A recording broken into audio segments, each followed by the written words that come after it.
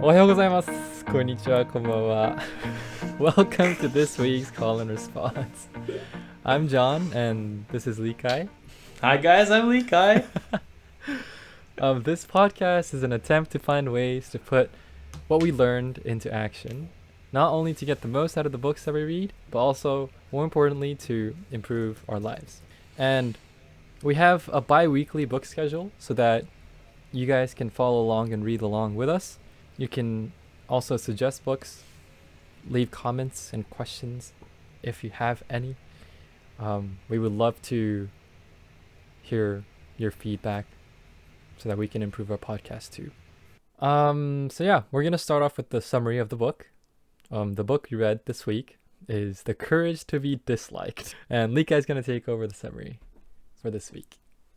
To summarize, the book The Courage to Be Disliked, which was written by Kishimi Ichiro, a clinical psychologist and a philosopher, and also by Koga Fumitake, who is a writer. And so it is a Japanese book, an analysis of the work of the 19th century psychologist Alfred Adler, who established that happiness lies in the hands of each human individual and does not depend on past traumas. And he shows us methods to be our truest selves, take control of our future, and achieve happiness using a few simple but really powerful principles. And so because there's a lot, we kind of broke down the book into two parts, which is kind of like our own custom parts. But first part is ways of interpreting our lives differently using using principles by Adler. And the second part is taking actionable steps to achieve the happier life that Adler's talking about based on the methods that we discussed in part 1. Okay, so now we're going to move on to the Q&A section where we talk about the parts that we found were most valuable to us and hopefully ask each other questions to recall what we learned and deepen our understanding of these concepts. So, my first question comes from the story that the philosopher talks about, how our interpretations of our past determines our experience of it instead of the past determining our present. So I want to ask, have you ever found yourself being inhibited by certain past experiences, and do you think this philosopher's logic can somehow help you change how that experience influences you today? I think so there's two responses I have. And like, so one thing is like for family, one I guess part of my area of life that relates to this is that for family and friends that like I love, my natural tendency is to give them as much love and attention as I can. And so like, you know, if I find someone that I really connect with, like I just like give all that. I go all out.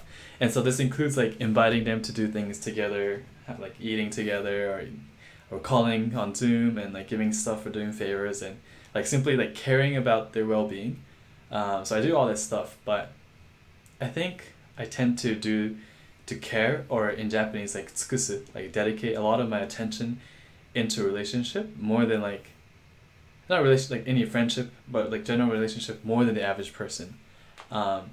And I don't mean it in like an arrogant way, but I think maybe like almost in a negative way. It's like a little bit too much, I would say.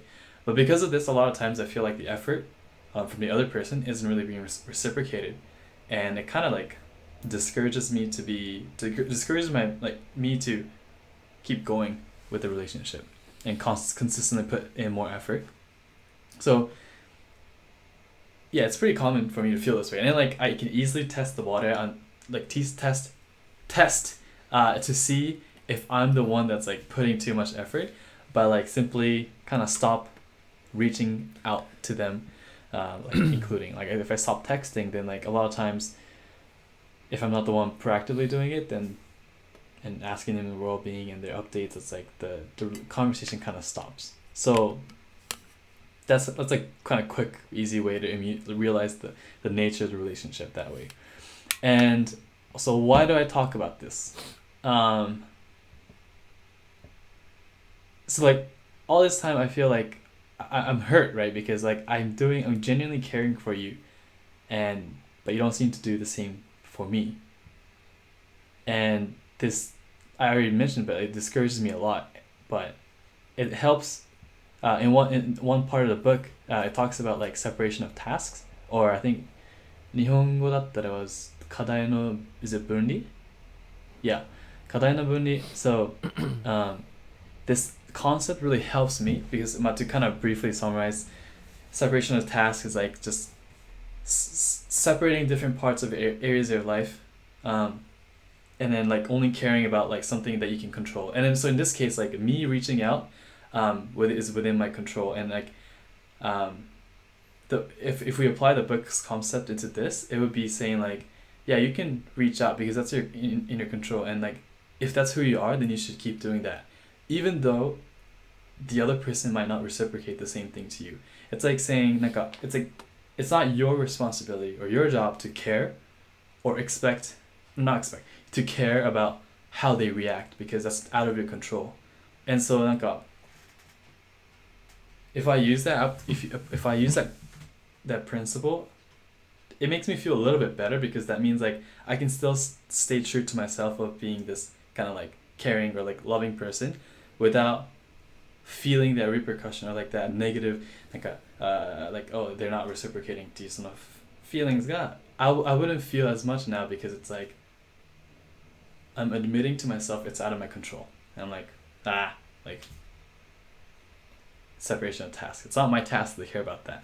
So it's hopeful to apply this separation of task concept into my life, but at the same time, I also feel like being so altruistic and like loving and caring to everyone who's not completely reciprocating is also like I'm skeptical about it, because like of giving away all my resources to people that don't care, and like resources are scarce, so like I could be giving this attention and time and effort to other people that actually reciprocate. So still trying to figure out the balance of, in my mind, like how would I, yeah, anyways. But and in the second part, it's kind of similar, but like also more like in public with strangers. And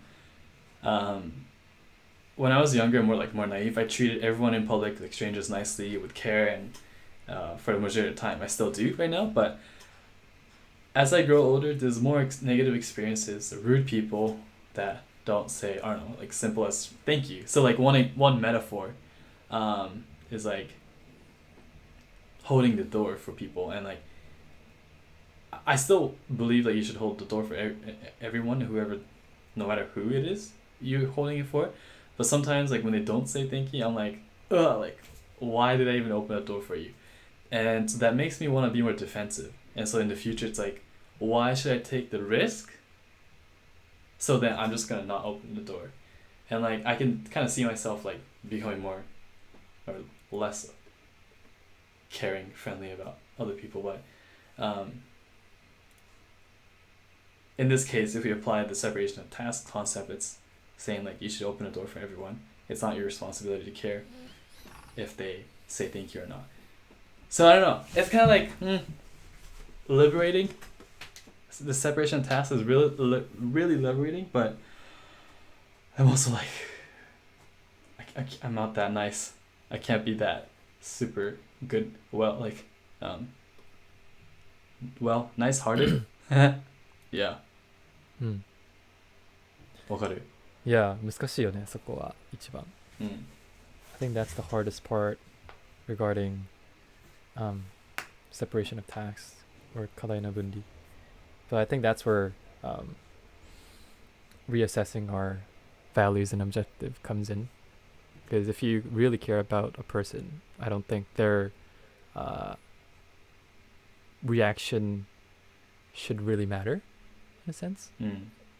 It's like your affinity or love for them should be derived from you, not their like reciprocation, in a sense. And if they don't, that just means that you guys aren't meant to be together. And if they do, that means that you guys are meant to be together, is how I interpret it. So Mm. But that's like the hardest thing to come to terms emotionally, I feel like. And I'm still working on that too, but I feel Mm. like this book kind of encouraged that mindset again inside of me. So I do understand. Mm. Mm. But what about you with the question? Um, I was similar in a sense that my sense of self worth, and trust was based on the other person or somebody or something that was outside of me. And I think this came derived from my mother leaving the family for another person. Um, and this made me feel that I wasn't worth sticking around for, and it made it hard for me to trust anybody ever since, because I assumed that everybody was gonna betray me in the end, just like my own mother did. And so this made me reluctant to try to connect with people on a deeper level, to trust them and to love them, because I was afraid of being betrayed. And I think this is why a lot of my serious relationships ended, because I wasn't fully able to trust the other person. I always had the idea of them potentially betraying me, um, like I said earlier. So after reading this book, I thought that if my sense of self worth and trust for other people derived from me, there was nothing really to be afraid of in relationships, because I'm in control of my own sense of value. And I like I said earlier, if I really care for someone, all I can do is trust them and love them. And their response depends on them. It's not what I can control. So all I should be focusing on is how I can show this sense of trust and love to them, and everything else will flow.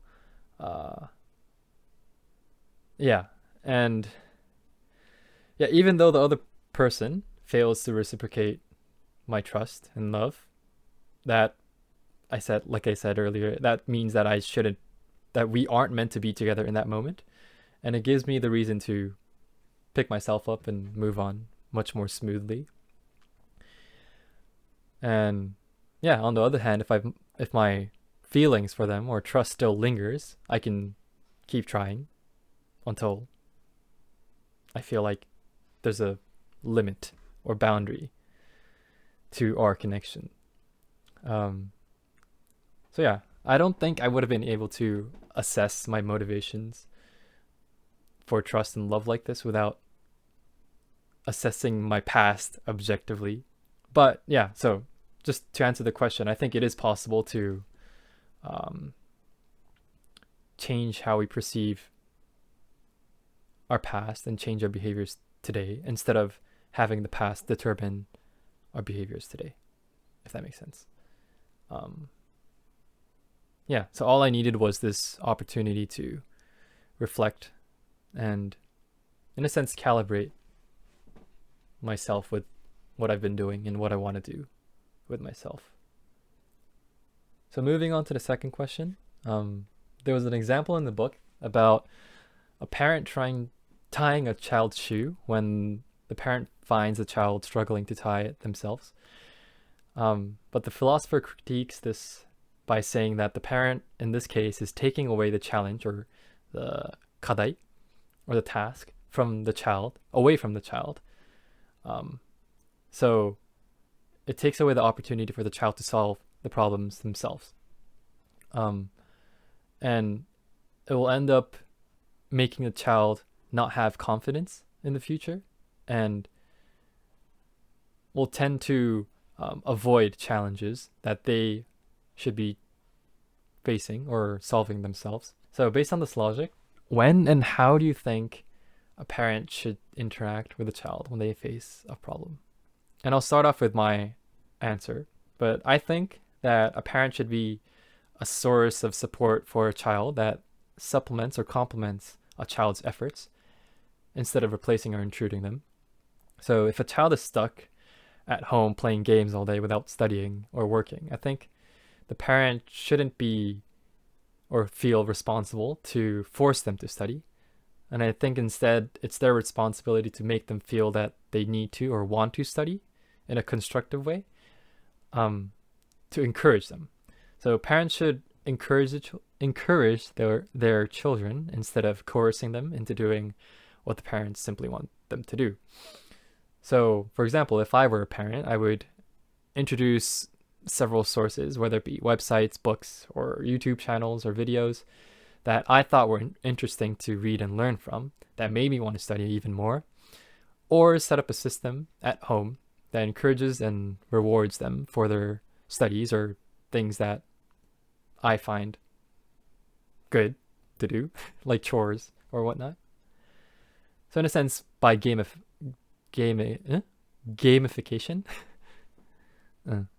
かな?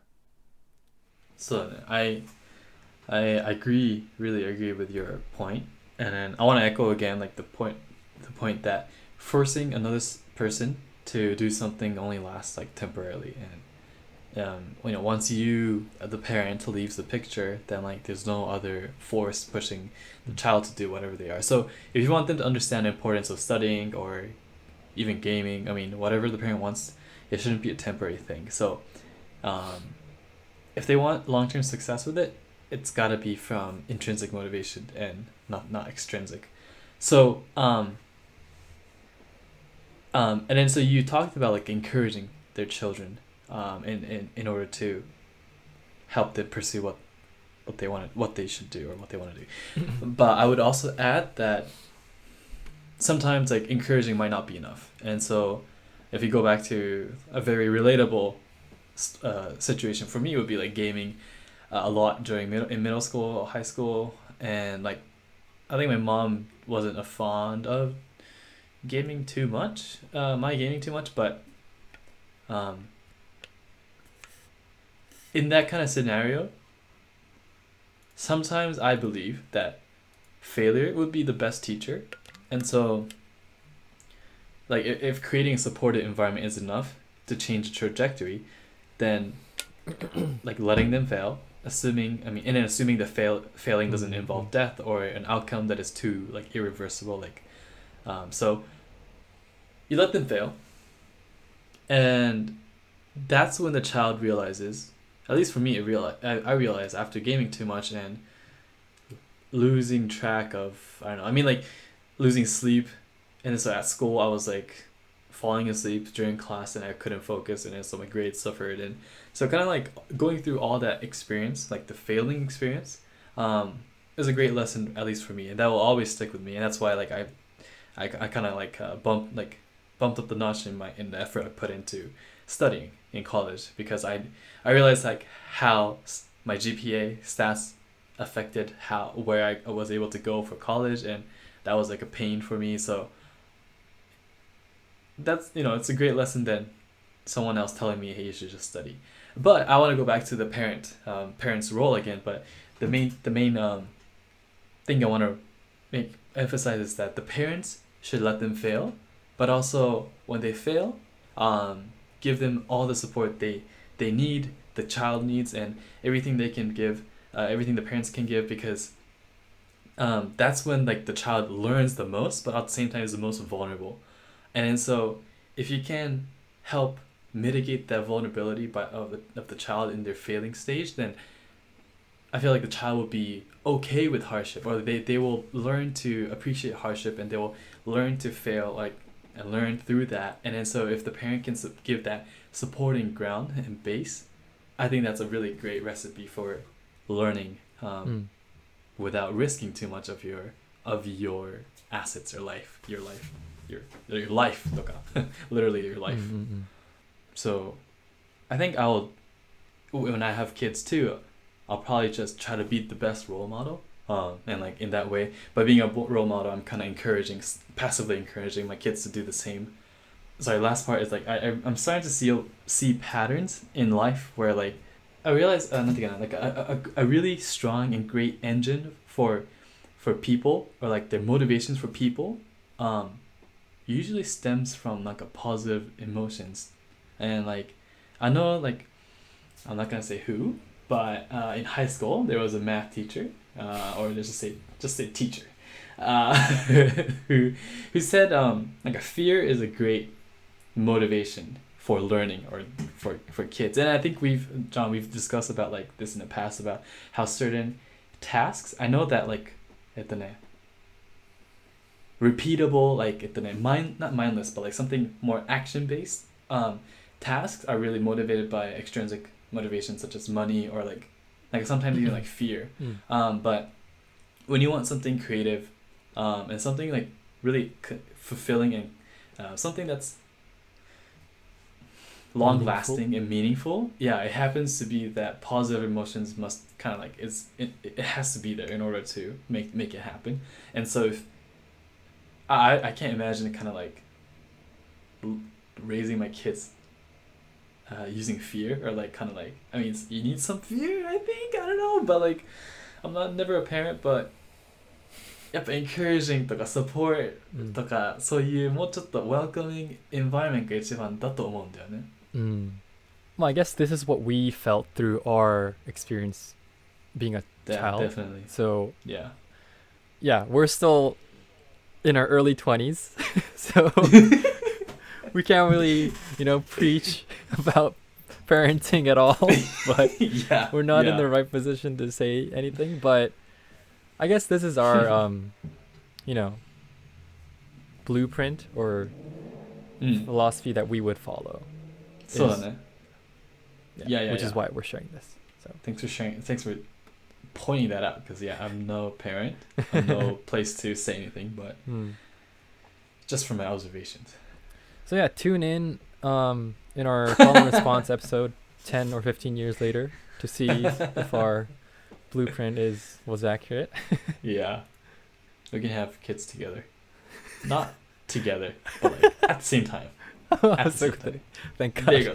Yeah, thank God. Okay, moving on to the next question. So the philosopher talks about how not being disliked or being liked by everybody is a life full of lies and inconveniences. So I want to ask, have you ever found yourself being uncomfortable with who you were and what you did because you wanted to be liked by everybody or please people? All the time. So, so John, you know me very well. I like to say you're the very forefront of knowing my true personality, and so I'm definitely not like this with everyone I meet or know, but which is natural, but also that like the facade is a little too extreme in my case. But anyways, I think it's too extreme that it drains me a lot of times to meet new people because I have to put a face. I try to become likable by people in general, and so I think if I were a little bit more true to myself, a truer self, then I could be my personality and it would be more tailored towards specific people that should and would be or should be my friends, right? But anyway, so basically it's hard for me to be myself in front of people.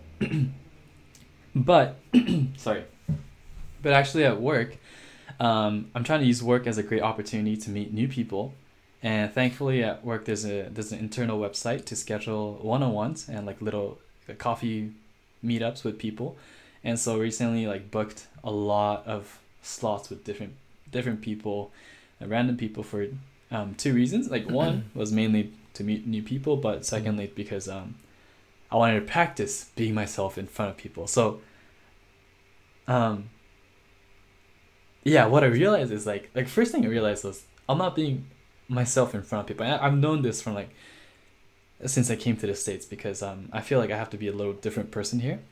But the thing was I was already so introverted. I was already so putting little effort into putting myself in an environment where I can meet new people that I didn't have enough practice to be myself. So that's the second reason. I wanted to just really book a lot of slots so that I can practice being myself. So what does practice being myself mean? Specifically in my case, I tend to laugh a lot. So that's a nervous laugh, or it's a filler. It's almost like a filler. So I want to try to reduce my laugh.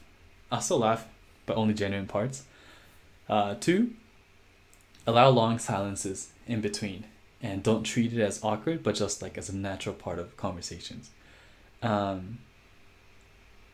remember talking to a friend in college, and he was really like, he was fine with silence, and he wasn't too talkative, but we were close, and I was like, I asked him like, do you ever feel like awkward with those silences? He's like, no, it's just like I don't really care, or like it's like no, I don't think of it too much, and I'm like, oh wow, like I thought silence was kind of universally awkward, and I think more or less it is, but like some people just like don't mind, right? So like inspired me to like think like him, and so that's where I got this kind of second goal. And my third goal is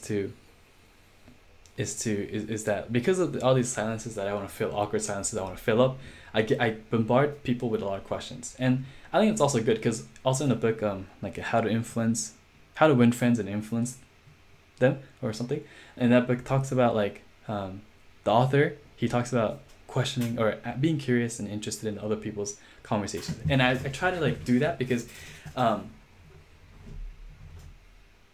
in the book there's an example saying that like when the author did that to a lot of people, or like this one lady, the lady was like, wow, like I forgot the author's name, but you were such like a great conversationalist, even though the author, all he did was just ask questions and was intently listening. And I think we all get that, like we like it when people ask us questions, and when we talk of ourselves, we feel like we had a fulfilling, meaningful, fun conversation. So I was doing that, but I think I did that a little too much, and I was I kind of rushed to think of questions while they're answering my first question. So what that did to me was that it didn't give me any time to relate their responses to my own experiences and give my input after that. So so from now on I want to be able to say, how do you do this, da da da. They're like, oh, I do this, da da da. And I'm like, oh, that's so funny. Oh, not funny, but that's so interesting because I do this. And it's kind of like how you do it, right? Blah, blah, blah. And then they're like, yeah. And like the conversation starts to become more driving, autonomous, interactive too. Interactive rather than like an interview, like a question, Q&A. Because a lot of people say, yeah, talking to you is like a Q&A or being interviewed. And I'm like, that's true. But the main thing is being okay with myself with these one-on-ones, and including and not laughing too much. And I also kind of want to start being myself, which includes cracking inappropriate jokes. So I still have to learn the boundaries, but as John would know, but that's another mini goal within this overarching goal, to be myself. So to answer your question all the time, but I'm slowly figuring out how to be more myself, and care less about how people think about me. And like separation of tasks like comes back again, but that alone is helping me feel like, yeah, why should I care about how they're thinking about me? Like it's not under my control, and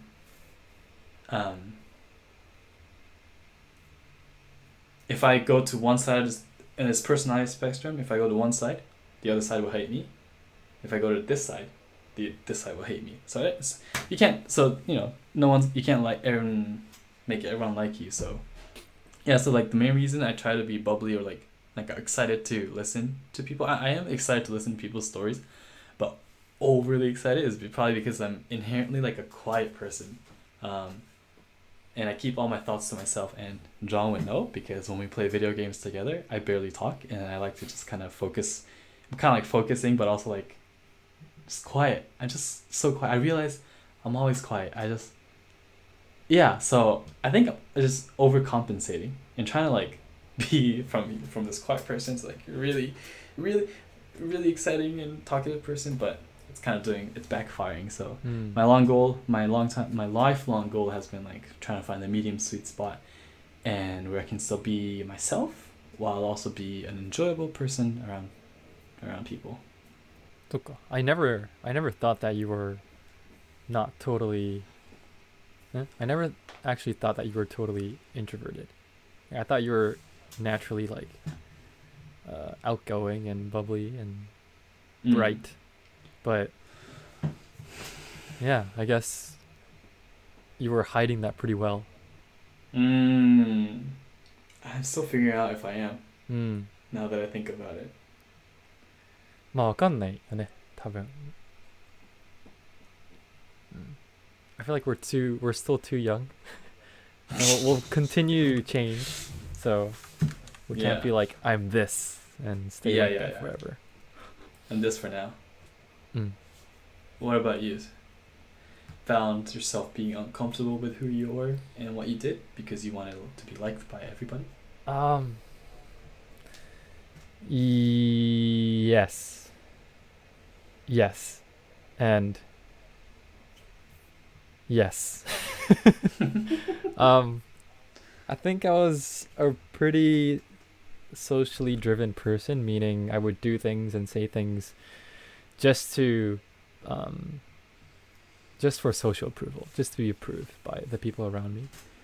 And I think this spread into like my creative work too, where I would make things, take things, and write things that I didn't really fully trust, but thought that the majority of the people would like.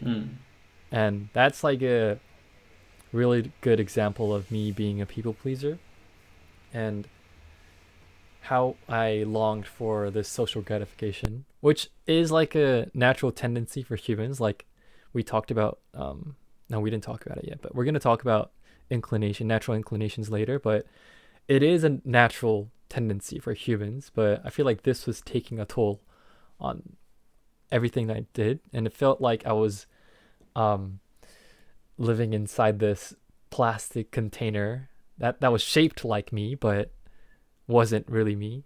Like somebody else could fill that position for me. It wasn't really me. And I think I did this because I was afraid of being disliked. And yeah, and I valued my social image and interpretation more than my sense of honesty and self. I didn't really value myself more than how I was perceived. And I realized this midway through, or towards the end of my university. I compiled photos that I found were interesting to me instead of catering it to what other people found interesting. And I think that was like my first step in trying to break out from this shell, this plastic shell. And it's still a work in progress, but I feel like there's less of that inside of me today. I think I value myself more than what other people think. It's not 100% yet. There is a tint of that that longing for social approval, but I'm not sure. I think as long as we're human, I'm not sure if I can totally get rid of this part of me. I think, like you said, I think I need to find that right balance, that medium sweet spot to be comfortable with myself and not be dishonest and not compromise myself for what I believe in. Yeah. So like I said, I can't say I'm totally sober from this longing, but I'm in a much better position or like much better control of what I think, feel, and do. And maybe that's all we need to do because being able to have control is in a way having freedom. So you don't even have to kind of like be completely sober, but if you have some sort of control, that might be the medium sweet spot. Maybe. We shall see. 10-15 years later when we have kids, and we will also update you guys on parenting. All right, so for the last question for this section, I want to briefly touch about Immanuel Kant's concept of inclinations, which is this concept of our intrinsic desire, how it drives us humans to do things on a day-to-day basis. And the philosopher in the book uses a metaphor of a tiny piece of pebble rolling down a hill. he says that the pebble is the human, and the hill and the gravity is the inclination that we have.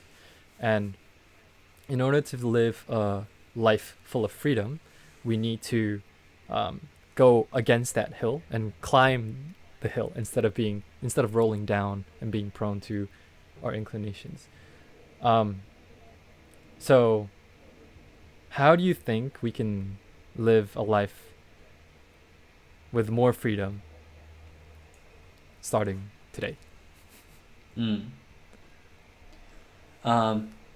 So like it's like two parts is so where to look for these inclinations. So I guess how to live more freely, with more freedom. I think what is kind of like what the book is talking about, and the content in it is already kind of self-explanatory.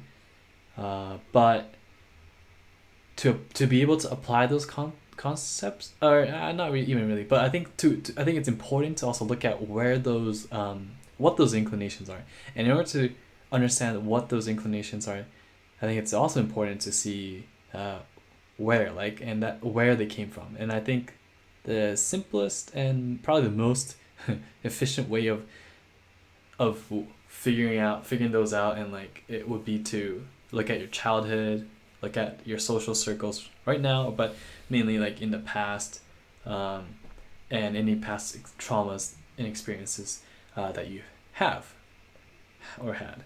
And I think those, like, childhood is like just like when you're a child, it's so hard to like have so much control like we have right now as adults. So a lot of things influence us naturally, and they most likely have influenced you, molded you to the person you are today.